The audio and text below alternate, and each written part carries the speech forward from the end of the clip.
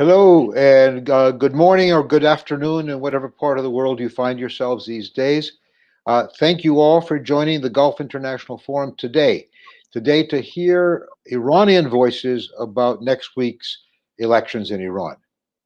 For the first few decades, the Islamic Republic of Iran conducted elections for president and the Majlis that, while by no means democratic, allowed for a degree of popular participation rare to non-existent elsewhere in the Middle East. It appeared for years that the Supreme Leader and the Guardian Council, which vetted the eligibility of candidates, used the elections to obtain negative feedback. That is to see which government policies had public support and which ones did not. Although no anti-clerical candidates ever made it past the vetting process, the elections also served to allow new faces and new ideas to get into the well, I can't even pronounce that word. I went to the dentist this morning. Verisimilitude of politics in Iran. For a long time, Iranian citizens exercised their franchise to vote at a rather respectable rate. In almost all cases, more Iranians turned out as a percentage to vote than did Americans in American elections. In 2017, for example, according to official figures, 73% of eligible Iranian voters turned out, while only 60% of Americans. Next week, Iranians go to the polls for the first elections in which the Guardian Council's vetting of candidates seems to have become the selection of a predetermined winner. According to some early reports, even the Supreme Leader expressed doubts about why more candidates did not make the cut. To add to the irony, it appears that the chosen front runner was too tongue-tied and almost totally inarticulate at his first debate. Most commentary about these upcoming elections in the West has centered on how the outcome will affect progress on signing the JCPOA or how they will affect the interests of Americans and the West. Other issues, such as how they might affect the succession to an aging Supreme Leader, rarely make it to the front page. For truth, we never hear from Iranians about why they vote and what they think about the elections. Today, we are hosting three young, articulate, and remarkably well-informed Iranians who have come together to let us know how Iranian citizens see these elections. Why did Iranians turn out in large numbers in the past? Well, they do so now, given the apparent lack of real choice in the candidate list. If they do vote, what are they voting for? If they boycott the polls, what do they expect to achieve?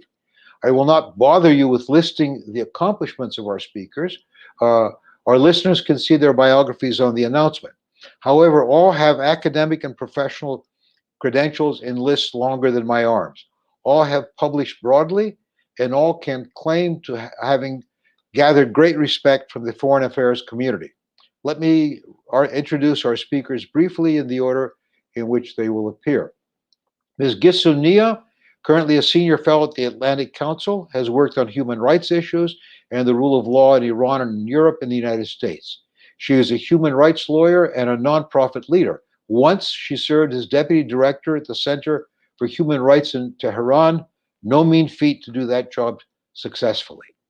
She will set the framework for the elections, talk about human rights concerns and civil liberties, how the putative winner's presidency, Mr. Raisi, will impact Iranian liberties, mainly women and minorities. How will that affect voter turnout? The second speaker, Mr. Maysam Behravesh, a former intelligence analyst and currently a PhD candidate at Lund University in Sweden, one of Northern Europe's oldest and most prestigious schools. He also holds an MA from Tehran University. He has published, I actually looked it up, a fascinating work on the political psychology of nuclearization. He will talk about the changing power politics from the perspective of various Iranian groups and how certain factions are being marginalized in an attempt to set the stage for succession. And how is all that affecting Iran's stability and national security? And then our final cleanup speaker is Dr. Dina Esfandiary. She is senior advisor in the Middle East and North Africa at the Crisis Group. She holds a PhD from King's College in London and has published widely in Europe and the United States. She will speak about Iran's future foreign policy in the Persian Gulf region, assuming it's Raisi or anybody else, and with Europe and the US. and how foreign policy topics have affected voter turnout and the chances of various candidates. Well, thank you right now, and like to proceed. Gissou, please. Thanks for having me, and thanks to the organizers for organizing this event at a critical time.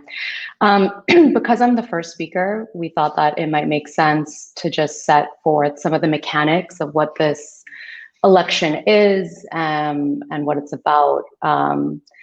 This is the 13th presidential election. It will be happening on Friday, June 18th, but it's the 13th presidential election in the Islamic Republic of Iran. But at this point, to many Iranians that are eligible to vote, both inside and outside of the country, it's really a selection. It's not an election. And I think it's important to note, because sometimes this is lost a bit in global media and even in the kinds of meetings that I'll take with UN diplomats from different states, is that the president is not the head of state. He has very little decision-making power when it comes to Iran's domestic or foreign policy. The supreme leader is really the absolute decision maker, and he's elected and unaccountable. So that's very important to remember, because I think that, there's a lot of discussion around this election, and that certainly, the president is certainly the public face. That's the person who will go to the UN General Assembly. It's the person that will take meetings. The supreme leader, Khamenei, does not leave the country, but in terms of decision-making power, that really rests with the supreme leader. So it's very important to note that. So in the past few months, there's been a lot of conversation on a new social media app, Clubhouse. I think probably a lot of folks who are listening in have tested that out and gone on and listened. And there's been a lot of debates around this election and what it means. And that involves a lot of Iranians who are living in the diaspora, but lots and lots of Iranians inside the country as well. And sometimes these rooms have 8,000 people in it. But somebody said something in there that I thought very clearly captures the mood, which is, in 2013, we were told we should vote for Rouhani because he's the closest thing to Mousavi. And now we're being told to vote for Larijani because he's the closest thing to Rouhani. Larijani being Ali Larijani, the former Speaker of Parliament, who has now been disqualified from running. But this was before the final candidates were announced. And what that meant is that, Mir Hossein Mousavi, who was one of the leaders of the Green Movement and was a candidate in the disputed June 2009 election, who's now under house arrest, that was sort of presented as a reform phase back in the 2009 presidential election. He's been under house arrest since 2011. That election was considered by many to be rigged for the incumbent Ahmadinejad. But in 2013, a lot of the voting electorate was convinced that they should vote for Rouhani, who's not reformist leaning, but the reformist camp sort of threw in with him, and they were convinced to do that because of what the alternative might be.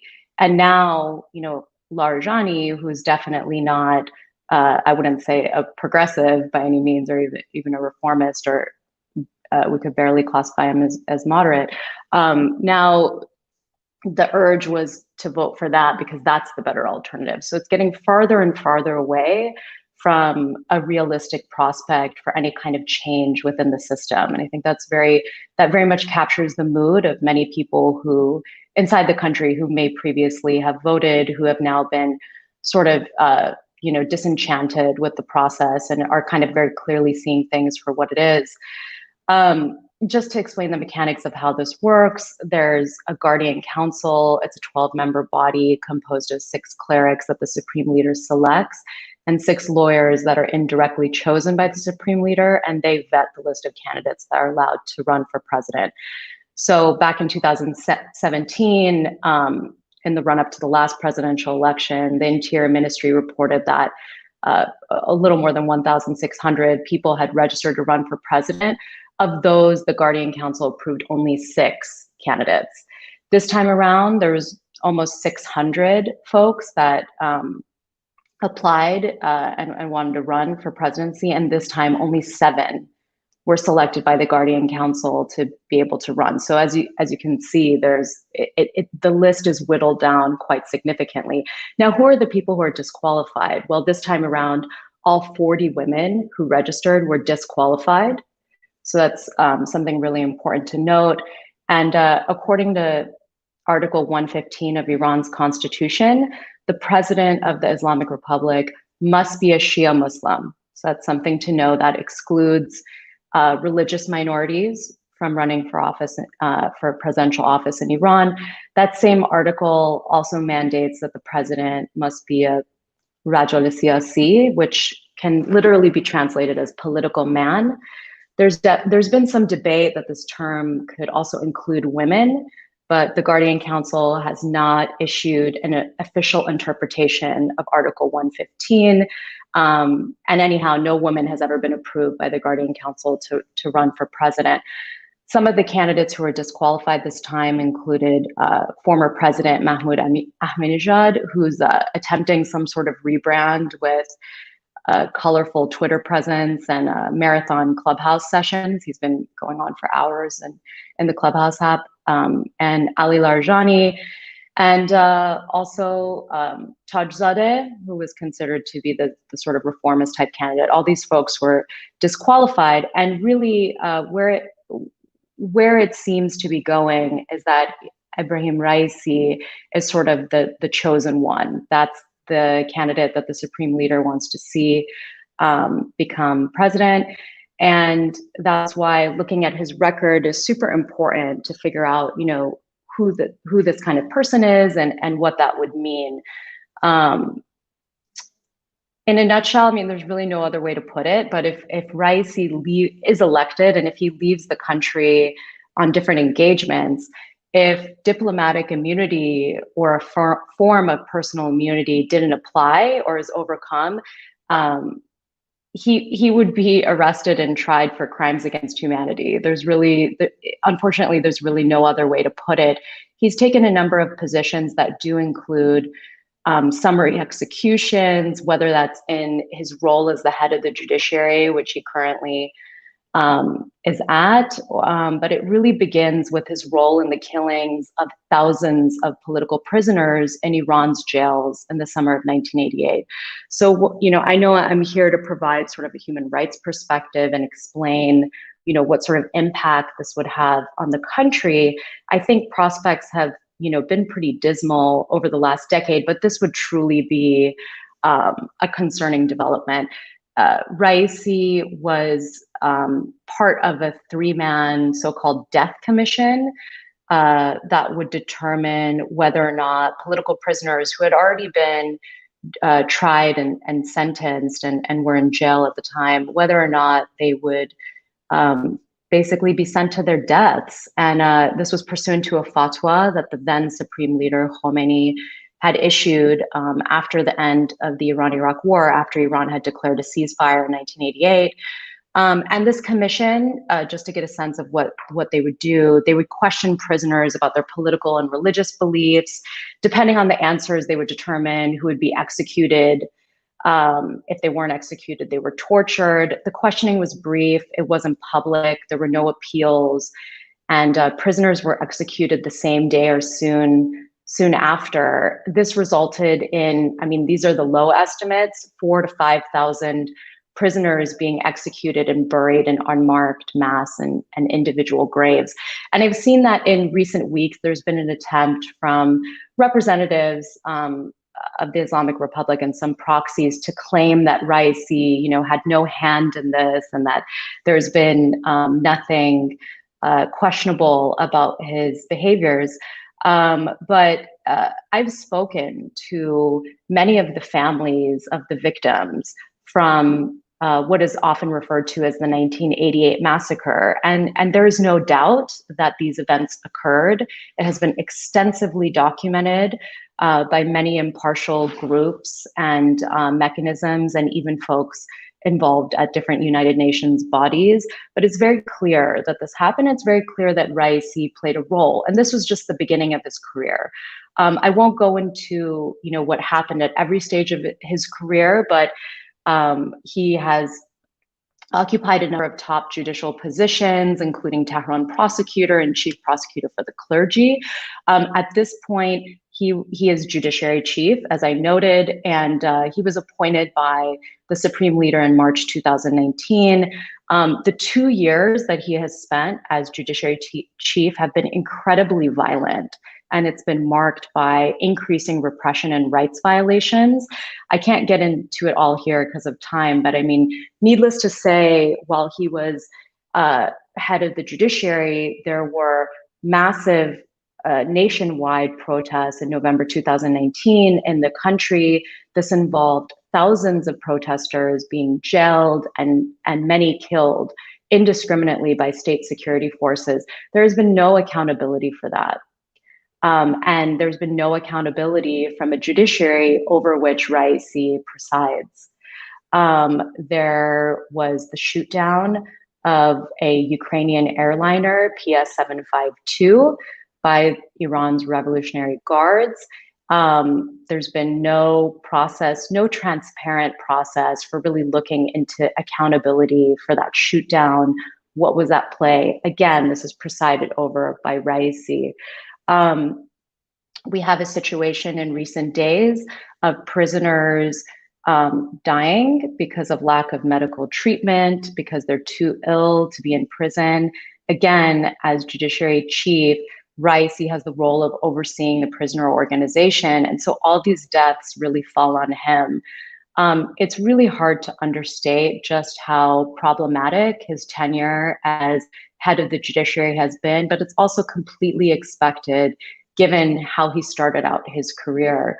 I've heard different people say that his career path has literally been paved with bodies. And, it's really sad, but unfortunately true. So where this has left, I think, the electorate is that even individuals who are activists or, very vocal on social and political change in the country, but who in the past were maybe proponents of voting in elections and voting for, reformist leaning candidates, have really changed their tune. So we see that again, in discussions on Clubhouse or in announcements on Twitter, different leading activists who may have voted in previous elections have very clearly said that they will not be voting in this election. And some of them have gone so far as to say that they're boycotting and encouraging others not to vote as well. I'll just note that a really powerful constituency of people are the mothers of protesters who were killed in the nationwide protests in December 2017 and January 2018, and also in November 2019. So some of those include the mother of Saru Ghahramani, the mother of an 18-year-old Pejman Gholipur, who was killed in November 2019 by state security forces. She said, if you vote in this regime's elections, you legitimize its future killings. Tomorrow they'll kill your child, don't have a role in it. There's the mother of Javad Babaizadeh, another protester that was killed in November 2019.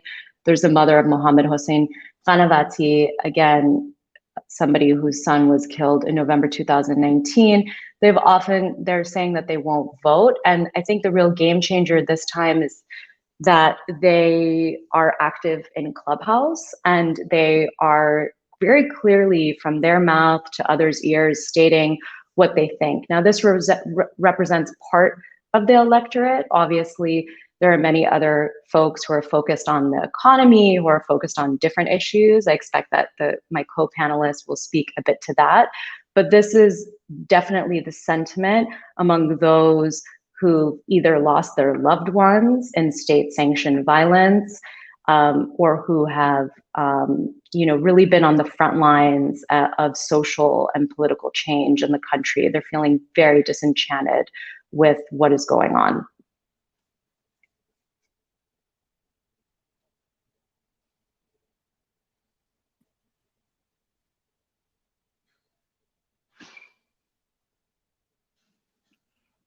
Excuse me, I think you're mute. You need to unmute it. We can't hear you. Oh, sorry.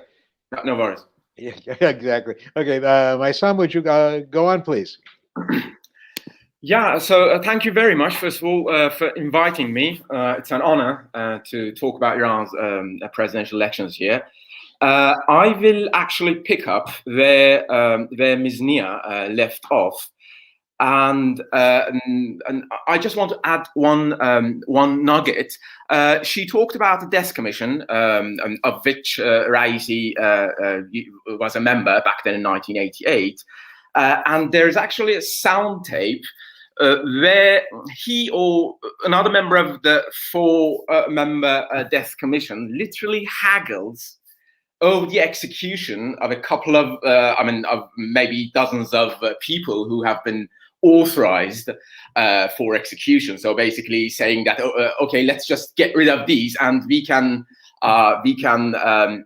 make a definitive decision, a final decision about the rest. And they are talking with Ayatollah Montazeri, late Ayatollah Montazeri, who was very much human rights oriented, and there is a kind of heated debate in that session. So this is the kind of president in Iran is going to have, and it's really hard to imagine. We are sending a representative to the world stage, where he will talk as a representative of Iran, while being recognized internationally as a major human rights violator. So let me just take you back a decade to 2009, where the leadership, the top leadership, or basically the establishment, kind of rigged the elections in 2009 in order to prevent the repetition of the reform movement or the reform project, like back in which basically had come to pass in late 90s and early 2000s. So that was a kind of a cure to avoid another reform project or reform movement. And it kind of elicits the backlash, as most of you remember, the widespread nationwide protests against electoral fraud and vote rigging. But now we are in a kind of similar stage where the leadership, the establishment, basically tries to pave the way for the next leader's succession by kind of eliminating the possibility of opponents, of non-conformists, reformists, moderates coming up and assuming office, so that they could create some sort of homogeneous, uniform system where the judiciary, the legislature, and the presidency would all be in line with the decision that would be that's supposed to be made at the top. So this whole incremental, gradual march towards homogenization of Iran's political system, I think, is driven by those prospects and that challenge ahead. And in this respect, so when someone like Larijani, who used to be a parliament speaker, or who used to be the head of Iran's National Security Council, SNSC, I think it was in 2008-9, around that time, before Jalili. I mean, a very trusted and reliable insider. When somebody like Larijani is eliminated or is kind of excluded from participation in the political process, then something serious is up. And I mean, many people have it's not rocket science. Basically, many people have noticed this. So that was one thing, and as far as I can see, or I can tell from the indications, from the evidence, from the signs, this whole exclusivist project, politically exclusivist project, is kind of driven and more precisely marshaled and spearheaded by a certain powerful faction within IRGC, the Revolutionary Guards, that is in close collaboration with parts of Khamenei's household, and more specifically his so-called most political son, Moshtaba. So much so that they are not even having any mercy on someone like Larijani. And this whole process has been in the making for a couple of years now.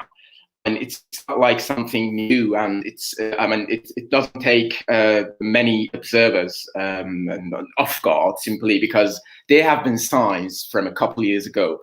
Like one of these signs was the fact that one of the key members of IRGC Intel, called Hossein Nejat, who many people probably do not know, who's not very known abroad because he's kind of confined to Iran's domestic politics and domestic security and homeland security.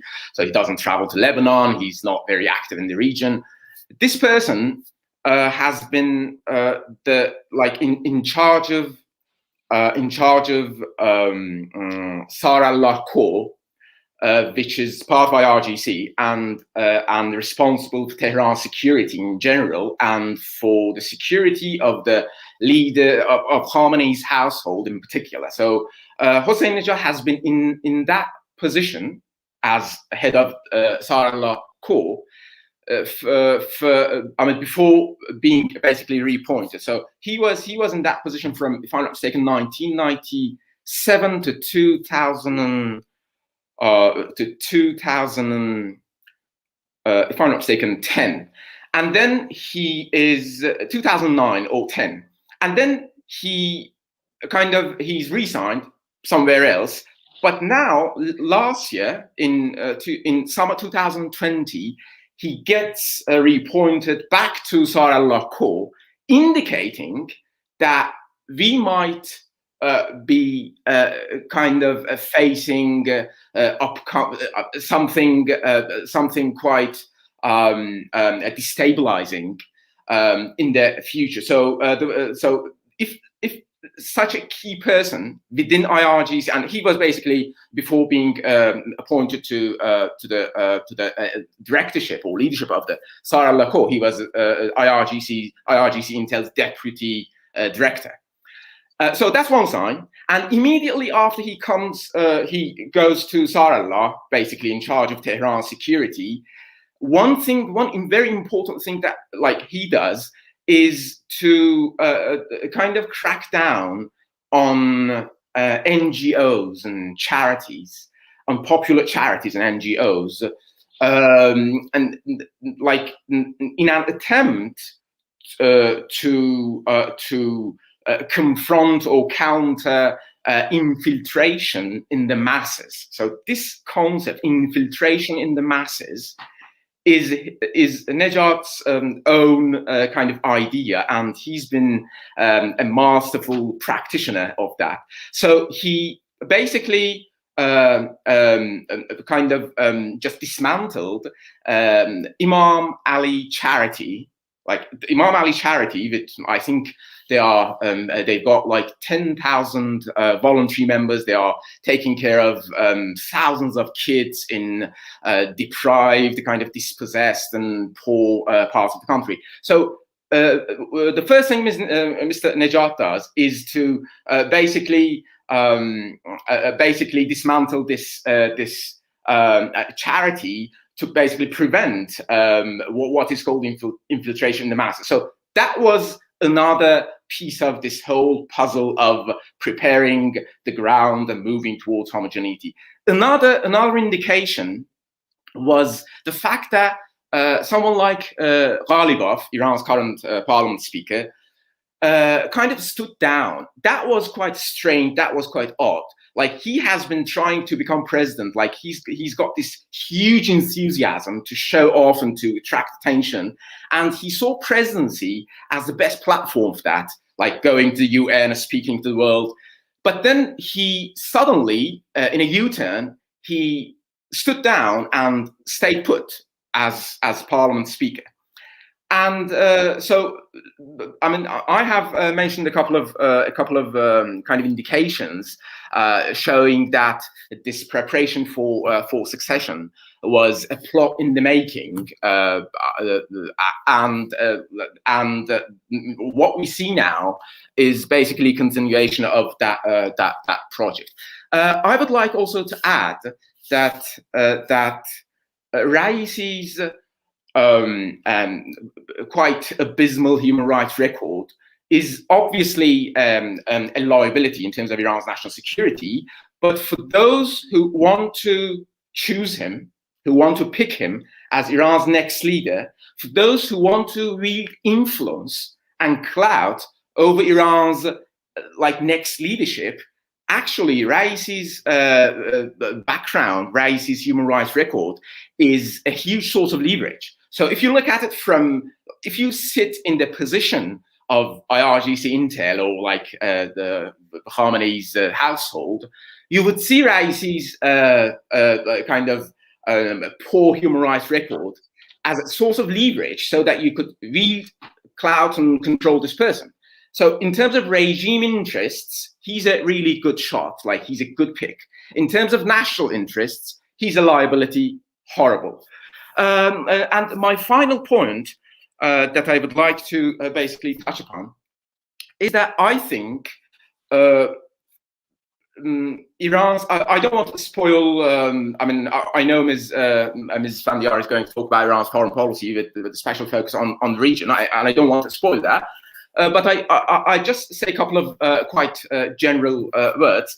I think because Raisi will face lots of challenges as a special kind of president, if he's elected, most probably, as Ms. Nia said, on the world stage in particular, he will likely resort to two things. I mean, one is more likely than other. First, we will probably, on the Raisi, we'll probably see a more pronounced nationalist discourse in similar ways to what we saw under Ahmadinejad. So it will be an authoritarian, populist kind of nationalism being promoted by the Raisi administration. So that's one thing, and we already know how destabilizing. Yeah, could we sort of allow Dina to proceed now at this point? And sorry to cut you off, but this is a good place for Dina to step in. Thank you. Sure, thank you. Thank you so much for your invitation. It's a pleasure to be amongst you. So as mentioned, I'll talk a little bit about Iran's foreign policy in the context of these elections. First, over the course of the last few years, we've seen a little bit of a shift in Iran's foreign policy and posture, largely as a result of the previous US administration, President Trump's maximum pressure campaign, which forced Iran to adopt a campaign of maximum resistance, which basically created greater militarization and a greater willingness on Iran's part to lash out in the region as payback, basically. It also led to the supreme leader adopting an "I told you so" approach. He had, while allowing and empowering the Rouhani administration to embark on dialogue with the P5+1, so the 5 permanent members of the UN Security Council, and Germany, but most notably the US, he cautioned against this dialogue with the US the whole time. And when Trump left the nuclear deal, he really was able to turn around and say, look, we gave it a shot, and clearly it's not worth engaging the Americans on anything, really, because they can't be trusted. The maximum pressure campaign also led to a certain amount of unity within the Iranian system in support of this policy of maximum resistance. You really saw the system come together in against an external enemy. There was, of course, and there certainly has been over the course of the last few weeks and months in the lead up to the elections, greater criticism of the Rouhani administration and its pursuit of the JCPOA and subsequent dialogue. And people calling it a failure and his legacy is a failure. But ultimately, at the beginning, it did lead to somewhat of a unitary system inside Iran, at least for a while. Meanwhile, the Iranian public is exhausted. It's politically exhausted.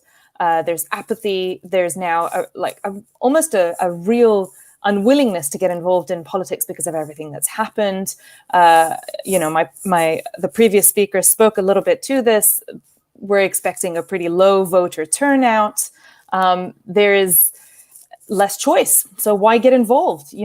People are actively campaigning against voting. There's surprise within the Iranian system at where they are at. 5 years ago, they did not expect to be where they are today. Nobody expected Iran to still be top of the agenda, but for the nuclear issue mainly. There's frustration, there's exhaustion, but the focus is not on foreign policy. And I don't think that foreign policy is going to be a major issue in these elections. The focus is on well-being, is on economic and social issues. That's just taking up a lot more brain space and time inside Iran, and how to alleviate some of the economic conditions that they're facing today. Interest in foreign policy is only linked to that economic issue. That means it'll be only linked to issues that are in some way or another going to fix the economic situation, which is why there is some following of the dialogue that's going on right now on the JCPOA, but ultimately the focus really is internal in these elections. So what's the likely impact of these elections on foreign policy? Is it going to be continuity or change? My argument, I think it'll be more continuity than change, despite the fact that we're going to see a relatively significant change internally from a more perhaps open-minded, moderate administration to one that's likely to be more conservative and more hardline. The reason for this continuity is that the president within the Iranian system is not a key decision maker on foreign policy. President Rouhani was mandated to deal on the nuclear issue, but normally the main decision-making bodies within Iran that focus on foreign policy, in particular on regional policy and key regional files for Iran, is the deep state. So it's the Revolutionary Guards, for example. And there will be a change in president, but there's not going to be much change in these institutions. They're still going to remain in place, which means they're going to call the shots in the same way, more or less, than they have up until now. On top of that, while some may argue that a more conservative elite would not really be willing to engage with Western policymakers, so with Europeans and Americans in particular, I actually think that there's been a little bit of a shift inside Tehran, whereby across the political spectrum, they've been watching the way that the Rouhani administration has engaged with the great powers. They've seen some of the legitimacy that's brought the system. And on top of that, they saw that when Iran wasn't the bad guy, when President Trump walked away from the deal, they saw the effect that that had politically on Iran and its reputation. Keep in mind, the Islamic Republic, since its inception, has really been an isolated country. That's what everybody's tried to do. And for the first time, it wasn't seen as the state that was a nuisance. It was seen as the one that was fulfilling its obligations, doing everything that was necessary, versus an America that had turned its back on a deal that it had agreed to previously. And again, I think that brought a certain amount of gravitas, a certain amount of legitimacy to the Islamic Republic. And I think some of the conservatives are keen to ensure that they get that too. They don't want to turn away from that. That's quite important for them. So what does that mean very quickly? In practice, I think the JCPOA discussions are likely to continue. If they are resolved prior to the elections, and that seems unclear at the moment, I do think that the next administration will implement what has been agreed. If they aren't resolved, then I anticipate that the dialogue will continue for the reasons that I outlined above. the dialogue may change in tone. It may be a little bit more difficult, a little bit bumpier, because, of course, all of this is dependent on who is appointed to be Iran's new negotiators. But if, for example, they don't appoint someone who's used to dealing with the West, or a technocrat, and they appoint a real conservative to carry out Iran's foreign policy and negotiation, then it's likely to make things a little bit more difficult. For expanded dialogue, again, I do think there is a willingness to engage, to continue talking, because of that political gravitas that it's giving the system. But again, I anticipate that it will be more difficult. You're going to have a system in place that is not necessarily going to be as open and as understanding as the Rouhani administration has been in dialogue with the Americans and with the Europeans. This in particular for any kind of dialogue with the Americans. While the Iranian system understands that the US is the main or most important player, we have to remember that anti-Americanism is a real tenet of the Islamic Republic. And so for some conservatives, it's quite difficult to overcome that and really engage wholeheartedly.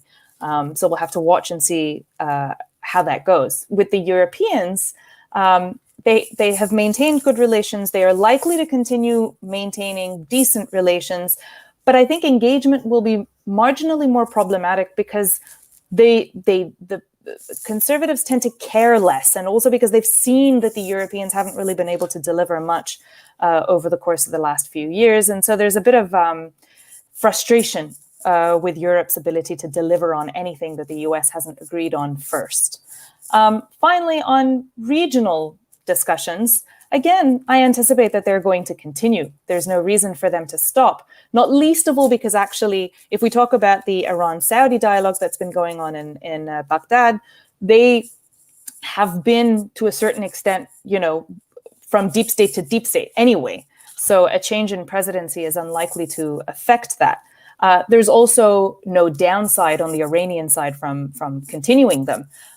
Previous opposition to dialogue with the Gulfis that had kind of emerged in Iran as a result of the assassination of Sheikh Nimr in 2016, I think that's died down somewhat. And again, Iranians are more focused on their internal affairs than animosity with the Gulf Arab states. The only problem that I foresee in this dialogue that Iran has with Saudi Arabia is I'm a little bit worried about Saudi Arabia's vision of what Iran can actually deliver.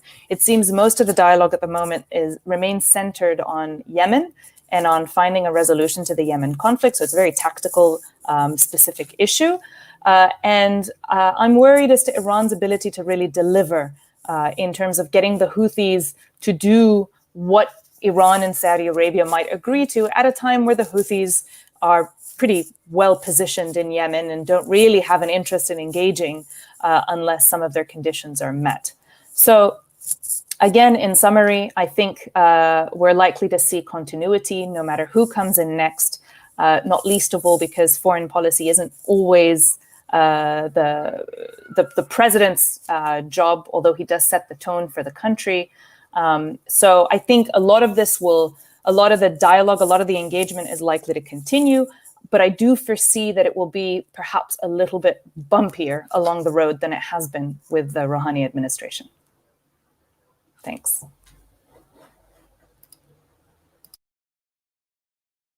Before we turn to the audience for questions, I'll abuse my position as the moderator and ask a couple of mine. The first one, it may not sound like a serious question. It's a bit out of the box.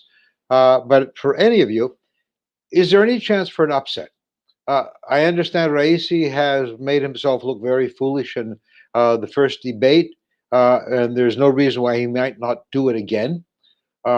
Might he actually lose to one of the others? And if so, would the system fix the results if it doesn't go the way they want?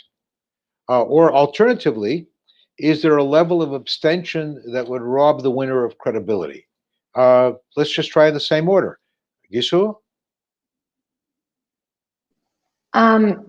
So to answer this question, I think there's one thing that I can't recall if I mentioned it or not, but after the list was announced of who would be the final candidates, it was announced on May 25th.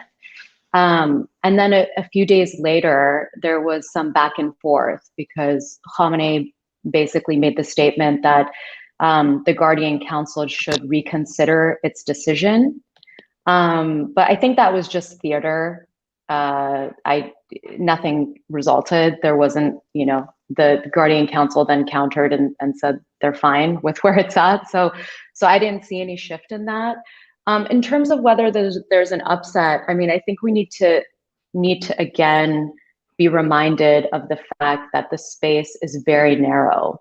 I think a lot of people, more and more so now, and it's becoming more of a mainstream way of thinking, but many people after the disputed presidential election of June 2009, and the way in which that was carried out and the way in which the incumbent allegedly won and so on, most people have not had illusions about what this process is, what it means, that in a way it gives some degree of legitimacy to other countries and in international forums to show that there's some sort of democratic process. But I think a lot of people who are really on the forefront of social and political change have quite well understood that this is largely political theater.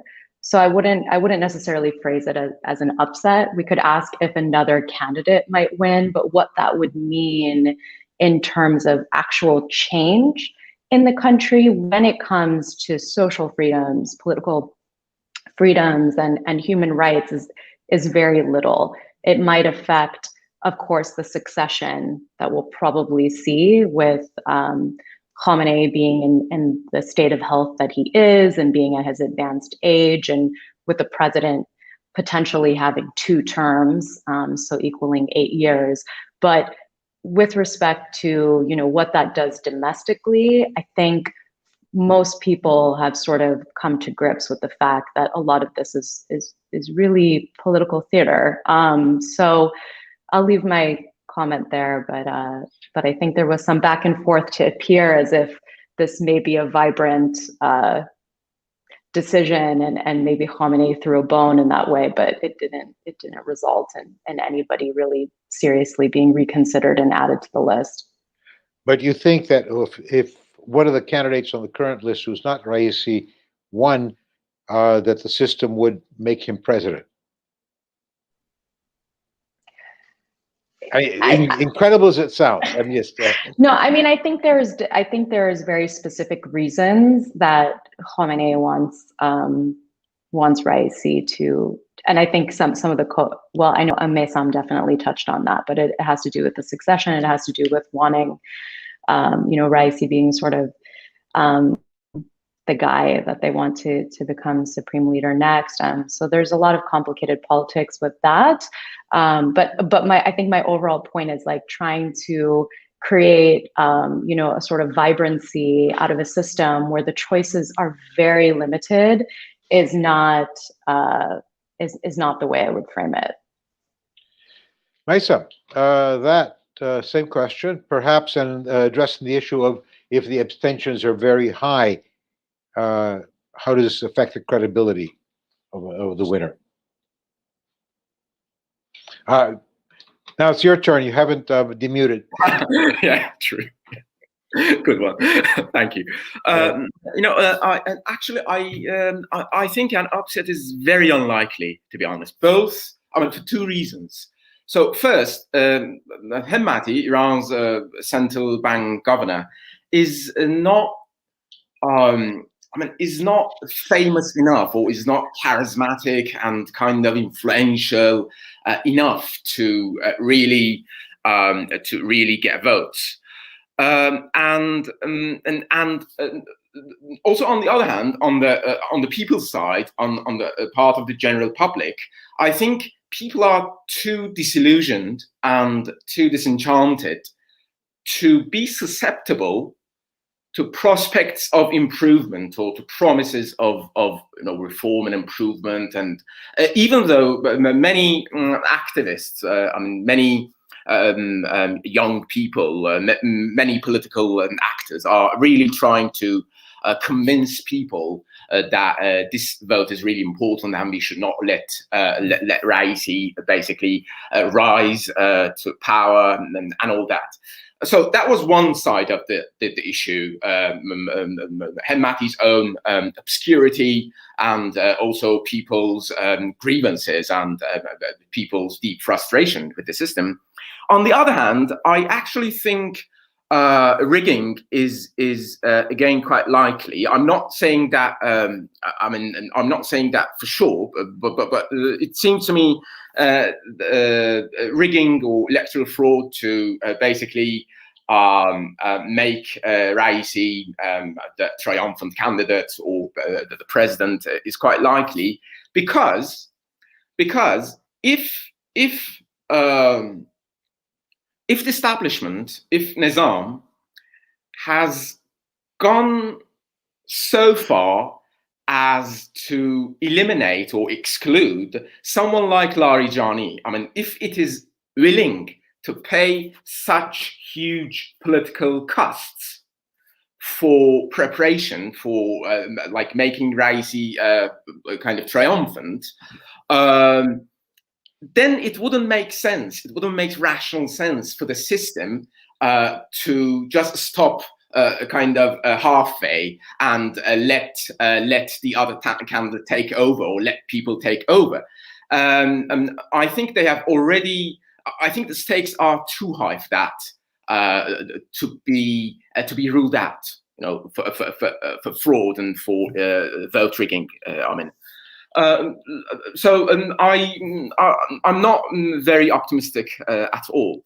And actually, I was talking about IRGC preparations for possible unrest. I mean, this speaks to that. You know, they are obviously calculating and kind of weighing up the various scenarios, one of which will be a popular backlash and social unrest in response to, let's say, a certain unexpected development.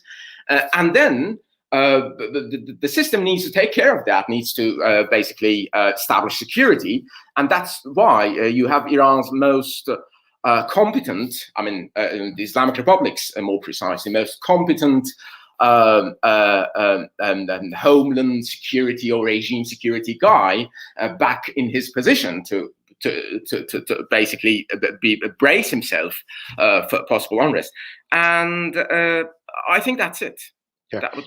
Yeah, Dina, if you could take that question, sort of the gloom part, and add a little bit more of the gloom that you mentioned. Clearly, that economic considerations are at the forefront of what the Iranian people are most concerned about.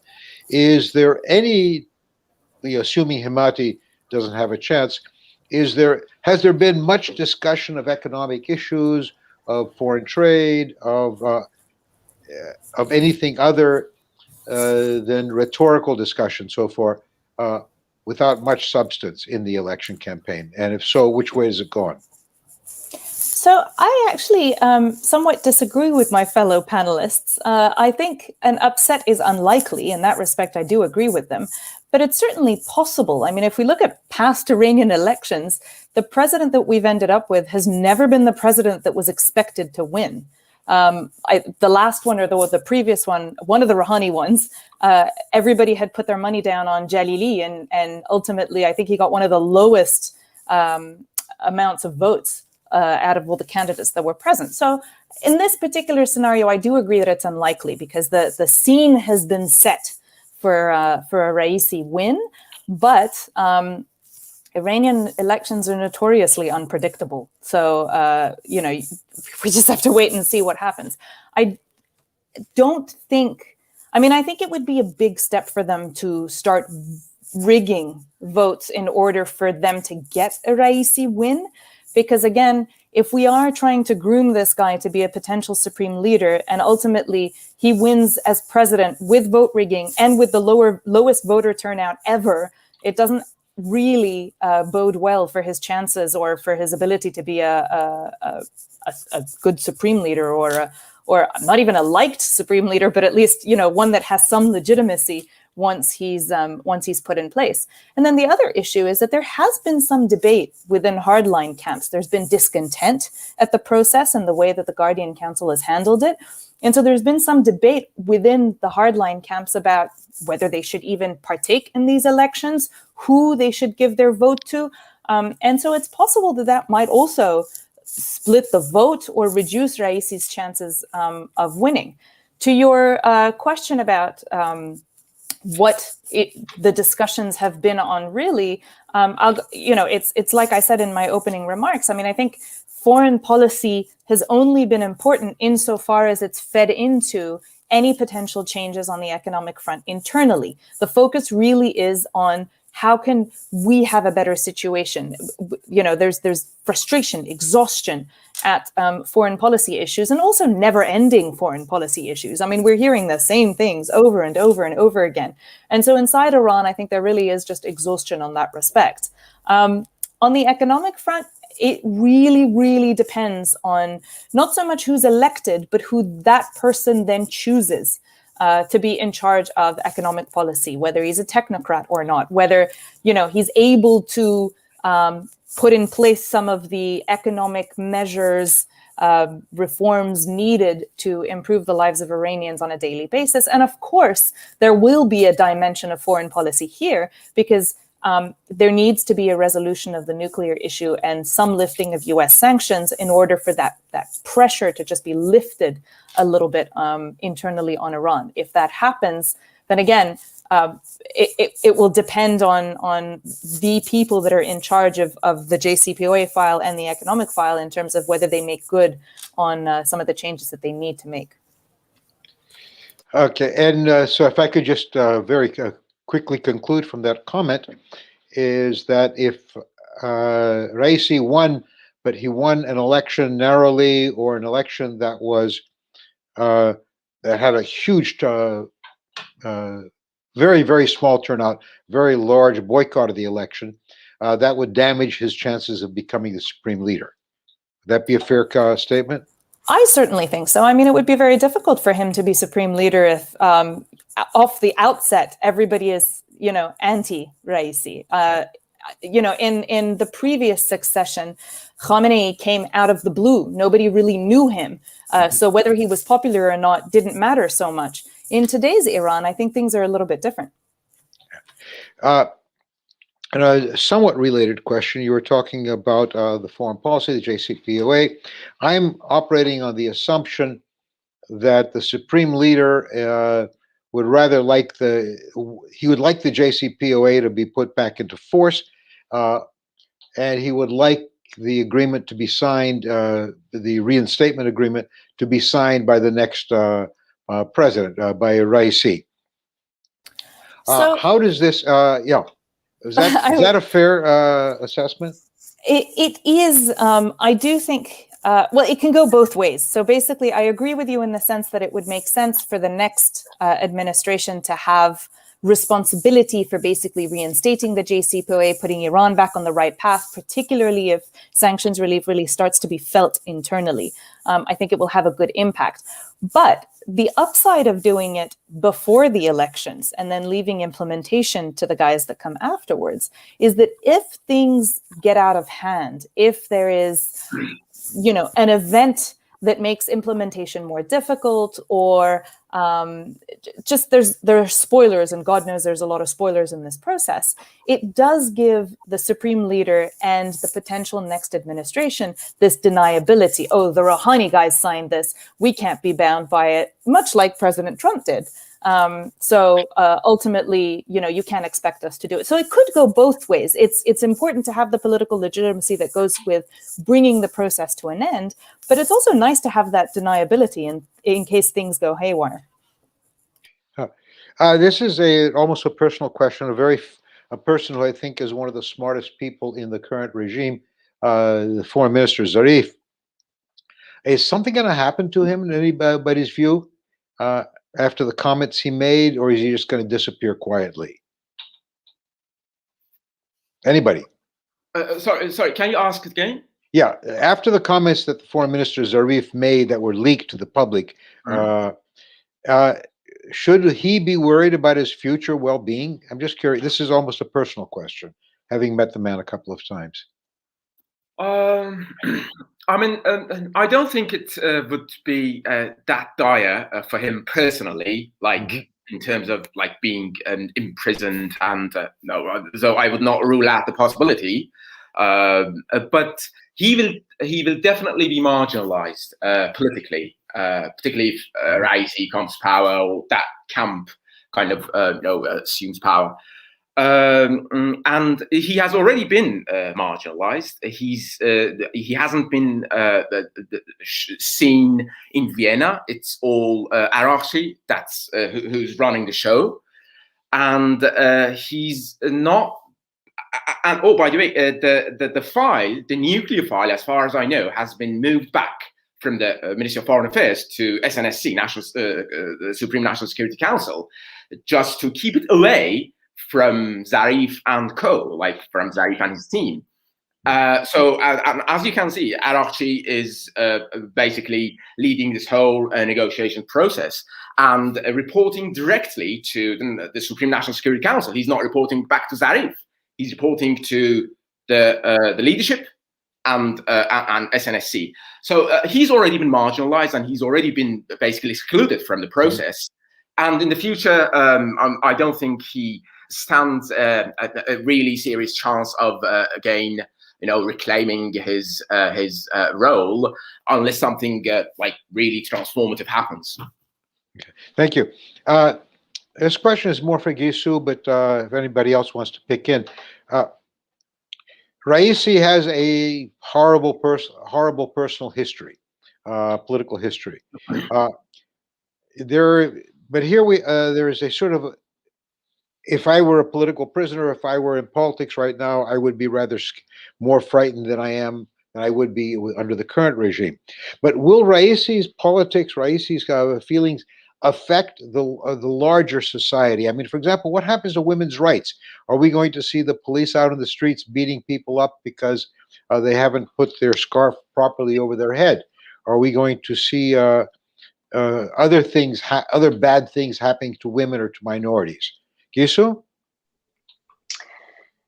Look, the issue is that, how to answer this? The issue is that, a lot of people in the country, I mean, think about everything that we're discussing right now. Sure, there are some younger men that are part of this equation as well, but most of what we're discussing is among players that are above the age of 60.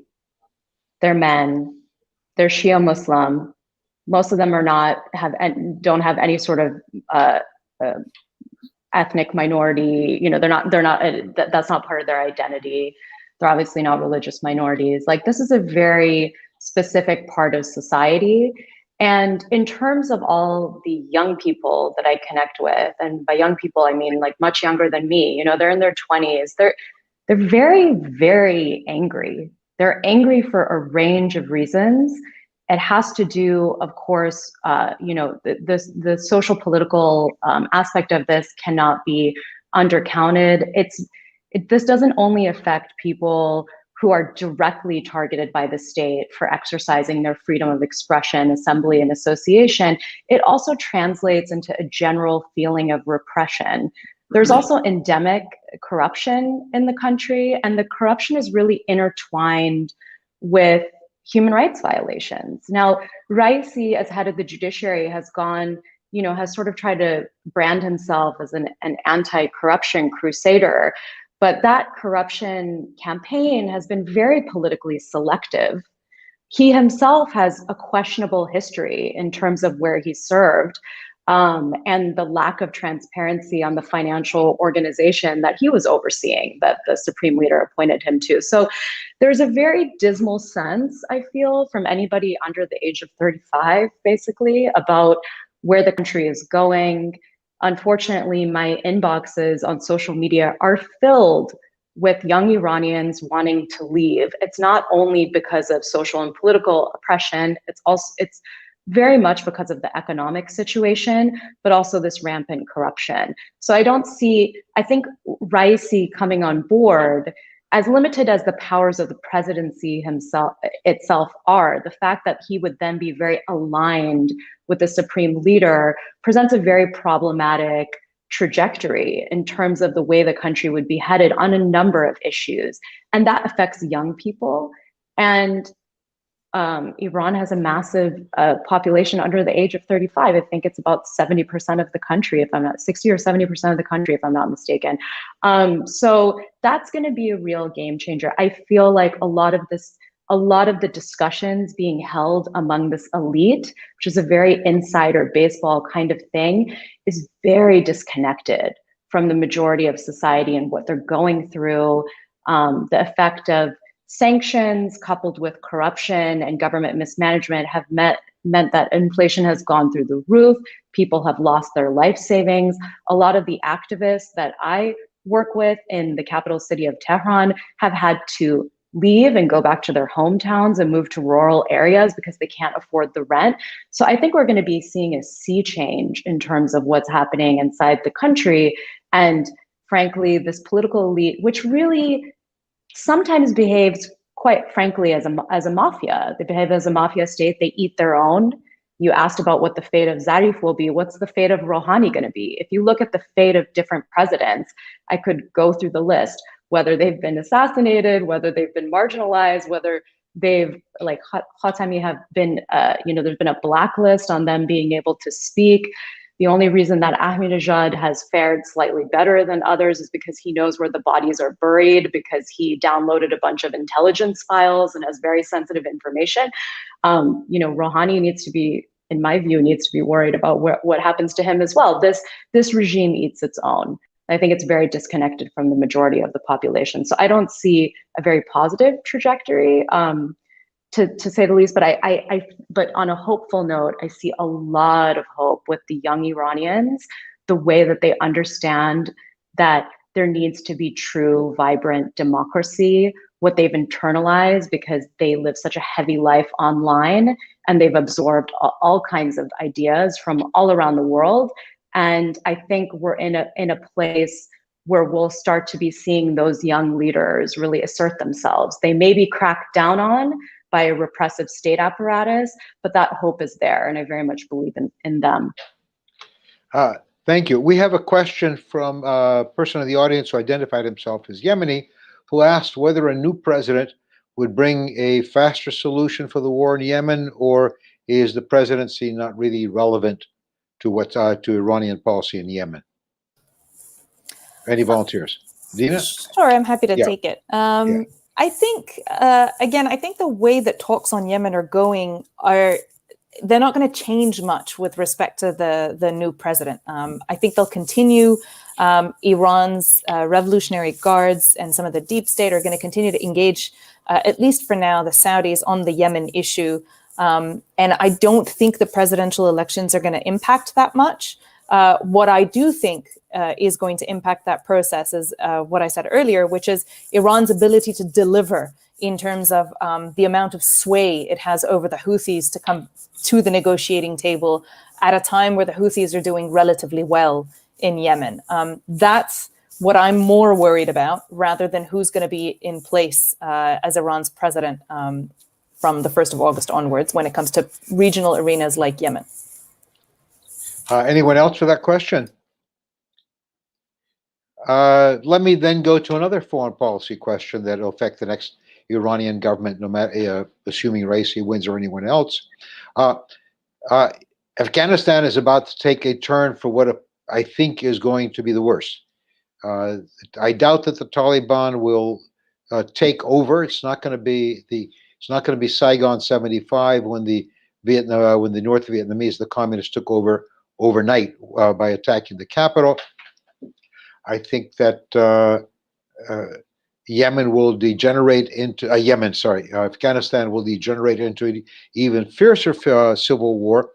How does this affect the interests of Iran? I mean, with 1998, if I remember correctly, Iran almost went to war. There were Iranian forces mobilized on the Afghan border because of the blowing up of a consulate in Mazar-e-Sharif, and because of the horrific things that were happening to the Hazaris at the hands of the Taliban. And these things are already happening, and in all likelihood will get worse if not rather than better. So where does this leave Iran vis-a-vis Afghanistan? I think Afghanistan is a real security concern to Iran. Tehran is worried about it. When you look at Iran's regional foreign policy, there's like a real order of priorities. And number one, I would argue, is Iraq. It's undeniable. Iraq comes first, not least of all because last time Iran and Iraq didn't think eye to eye. Iran had to endure 8 years of devastating war. So that's its number one priority. And then things start to get a little bit blurrier. I'd argue then it's Hezbollah. And then somewhere after that, you see Afghanistan and Syria kind of sitting together. And way down the line, you see poor Yemen, because Yemen is not a major security concern for Iran. It's just a useful bargaining chip vis-a-vis the Saudis. So Afghanistan is a concern. Iran doesn't want it to be complete chaos. That doesn't serve Iranian interests. What serves Iranian interests is managed instability, so that it can manage some of the chaos. And when it's complete chaos, things like ISIS happen. And that's bad news because it threatens Iranian borders directly. So Iran is concerned by what's going on in Afghanistan. I think it's kind of examining the lay of the land in terms of what it can and can't do. I think it is a little bit nervous about ironically, because it won't say this publicly, but I do think it's a little bit nervous about U.S. troop withdrawals. A, because it's useful to have the U.S. as an enemy around you, because it gives you a rallying point internally. And B, because ultimately it means that it's the U.S. troops that are doing all the legwork and all the hard work in terms of keeping a little bit of order and containing the elements of disorder in the arenas that are close to Iran. So I think there is some nervousness about that, despite the fact that publicly, they're ecstatic at the idea that the US is pivoting away from the Middle East, even if it's not true on the ground. But privately, I think there is some worry, and they're watching events there closely, and I think they're calculating what steps they can take to ensure that it doesn't turn into completely unmanaged chaos. Anyone else? Any comments on Afghanistan? Okay, we're almost at the end. I'd like to ask one final question that on a subject that Gissou brought up, but I think it applies to all three of you. Clearly, the Guardian Council, Khamenei, much of the other leadership are around my age. They're not going to last forever. And there is a large number of younger people who are clearly chafing under this burden. Any guesses as to how long before demographic change starts making political change in Iran? And really short, I'll take it in the same order. Gissou. I'd argue that there's already been attempts to do that. I think the fact that we saw two nationwide protests in the end of December 2017, beginning of January 2018, and in November 2019, where the slogans quickly became political, is quite an indication of what is on people's minds. As you know, Clubhouse, again, is just a slice of the Iranian population, of course, but the discussions in there have been really incredible to hear from young Iranians in the non-heavily moderated sessions, because there obviously were some sessions run by folks tied to political leadership and things like that, but other sessions where people are just talking about what's on their mind, it's really incredible. And I think the only thing really standing in the way of having that more vibrant discussion is that there is a very repressive state apparatus. And so when people take to the streets, even if they're just peacefully protesting, they risk state violence. And there's not a lot of other places to challenge that change. One thing that I'll note very briefly that we didn't touch on much in this conversation was that, sure, there's presidential elections, but there's also elections for city council. And so I feel while, with the presidential election, obviously a woman is not going to be even allowed to run and these kinds of things, we really see a concentration of, I think, young leaders try to focus on that local change, not so, because they do control a range of issues. They can fight corruption at the local level. There are things that they can do. And you see women more heavily represented there. They're allowed to run, and I think that's also where a lot of long time, a lot of folks who've been working on increasing political participation among marginalized groups, where they've really been focusing their efforts, is trying to look at how to focus on seasoning the right candidates for those kinds of city council roles. Because if and when there's a bigger political transition, whatever form that may take, because we don't know, politics could be volatile, we want to make sure that there's at least the bedrock across the country of what participation in political life looks like, that different people have had a taste of that, have learned how to resolve issues at the local level, so that you can avoid something similar to what happened in Egypt, where when there was a political shift, there wasn't really the bones of a system to support what that change would look like. And that's why we are now where we are today with General Sisi being in power, right? So that's, I think, where what we should look at, what the online conversations are, where that's trending, and how people are manifesting that locally in terms of change. Fascinating thought. I had not turned those in those terms. My son? I think if popular protests break out, which are not unlikely, they will be brutally cracked down, as they were in November 2019 after fuel prices were raised overnight. And in that respect, I think the system, like the security apparatus, the Islamic Republic, has learned its lessons from the 2009 protests. I mean, if you remember, if you compare these two waves or these two eruptions, in 2009, the protests were allowed to continue. They were kind of protracted and extended. But in 2019, like 10 years later, a decade later, they just executed a blackout, or an internet blackout, and did the job, and basically went back to normal. And it was dismantled, or it was basically managed in a matter of a week. And I think they are preparing themselves the possibility. And whether there will be kind of any chance of things improving, I actually do not agree with the argument that there will be continuity. I think there will be change for the worse. And both when it comes to Iran's foreign policy and also domestic politics, they are already sharing and publicizing their principles, their slogans, their what they believe in, and the policies that they like to implement. I'm talking about Raisi for the most part. But there will be one good thing, and it is the windfall of sanctions removal, whether negotiations kind of reach some sort of conclusion before Raisi takes over, like in September, so under Rouhani, or after he takes over.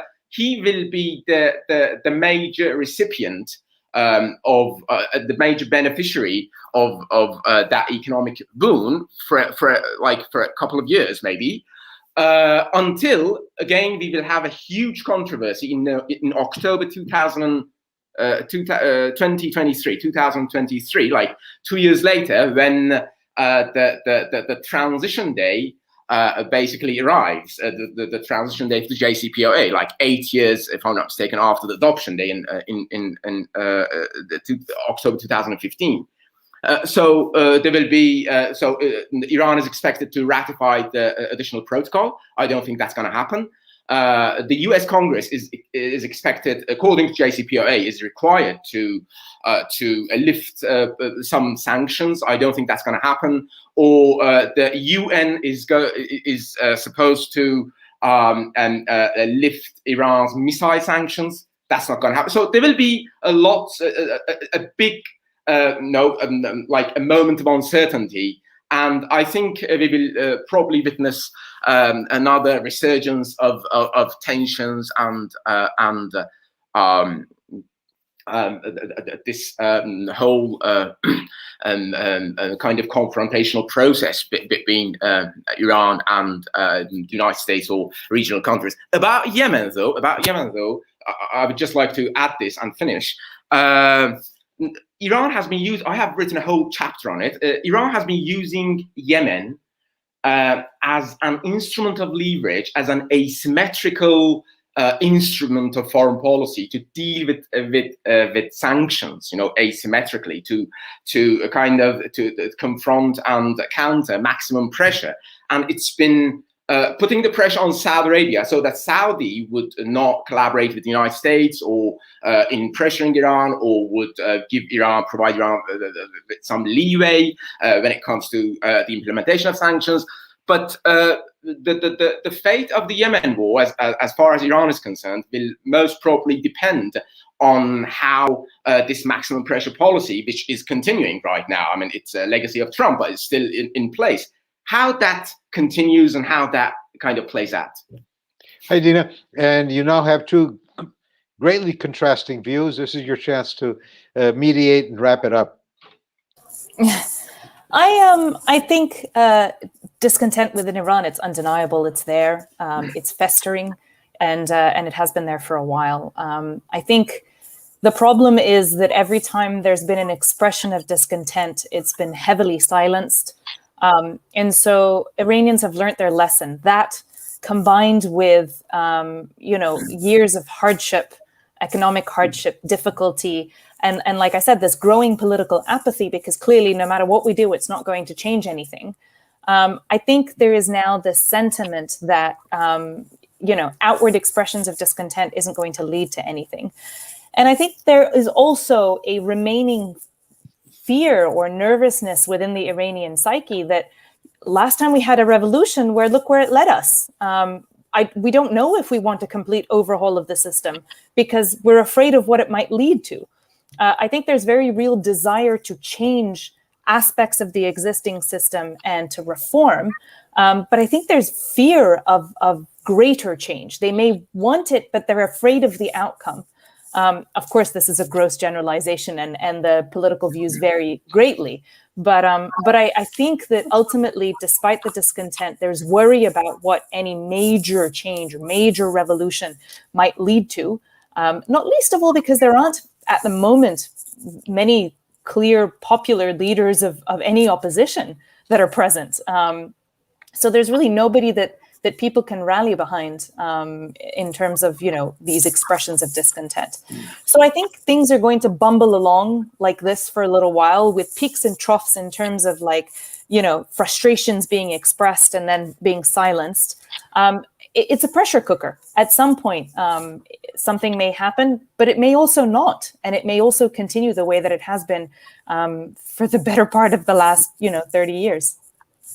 So we've, as usual, run over our time. I want to thank all our participants and the audience for more questions than I had an opportunity to ask.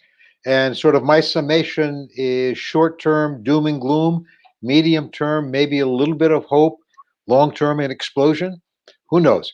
Anyway, thank you very much for the participation and for everything you've said today. Thank you. Yeah. Cheers. Cheers. Thanks.